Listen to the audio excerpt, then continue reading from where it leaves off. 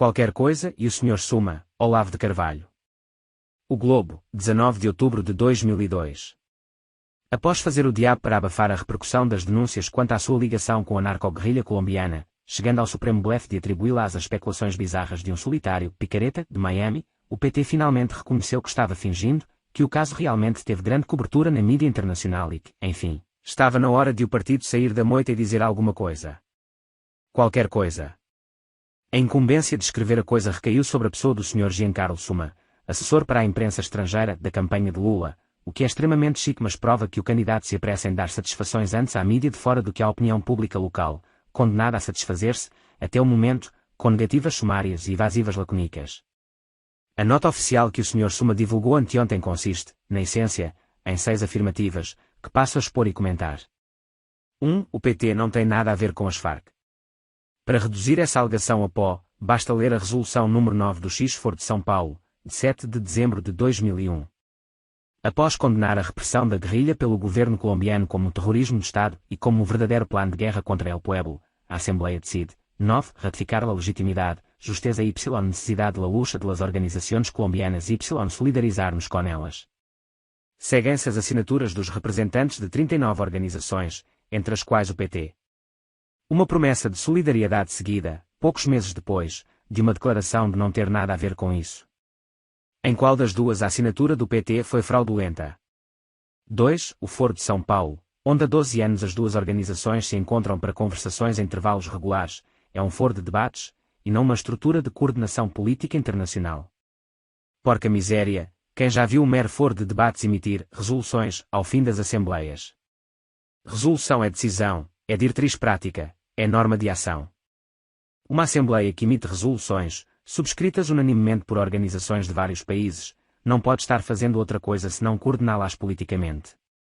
É, aliás, o que afirma a resolução final do I-Foro, São Paulo, 4 de julho de 1990, ao expressar seu intuito de avançar propostas de unidade de ação consensuais. O esforço comum para formular uma unidade de ação não pode ser por debate, sobretudo quando se cristalizem resoluções, ele é, no mais pleno sentido do termos, coordenação política. 3. Os contatos do PT com as Farc visaram unicamente a colaborar com as negociações de paz entre elas e o governo colombiano. Então o PT tem um dom de antecipação profética, pois seus contatos com as Farc no Foro de São Paulo começaram 8 anos antes das falhadas iniciativas de paz.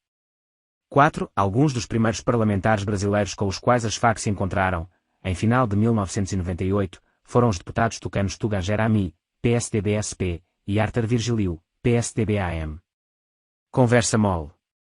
Os primeiros contatos de políticos petistas com as Farc datam de 1990, no I-Foro de São Paulo, e refiro-me apenas aos contatos oficiais, sem entrar em conjecturas, mais que plausíveis, quanto a encontros informais que podem ter-se realizado muito antes disso em algum hotel cubano de 5 estrelas, na presença do anfitrião Fidel Castro. Os 2 tucanos mencionados é que só buscaram conversa com os guerrilheiros muito depois, por ocasião das conversações de paz.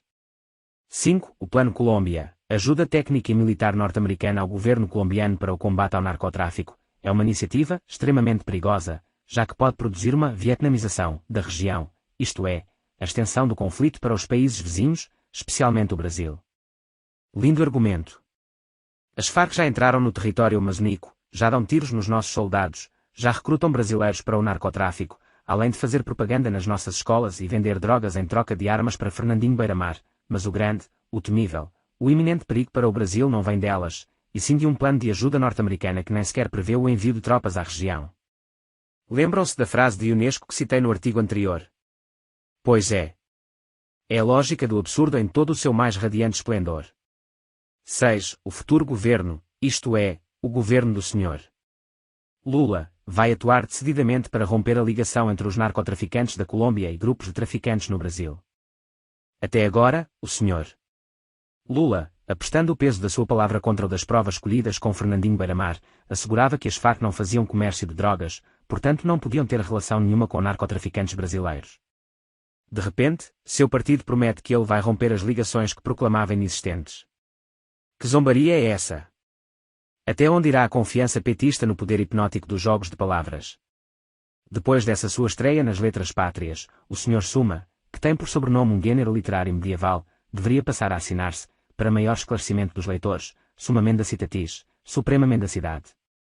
PS, amigos para sempre, confirmando a declaração de Lula, publicada no jornal Le Monde, de que a presente eleição é apenas uma farsa, necessária à tomada do poder, o teórico petista Marco Aurélio Garcia declarou ao jornal argentino La Nación, 5 de outubro de 2002. A impressão de que o PT foi para o centro surge do fato de que tivemos de assumir compromissos que estão nesse terreno. Isso implica que teremos de aceitar inicialmente algumas práticas. Mas isso não é para sempre.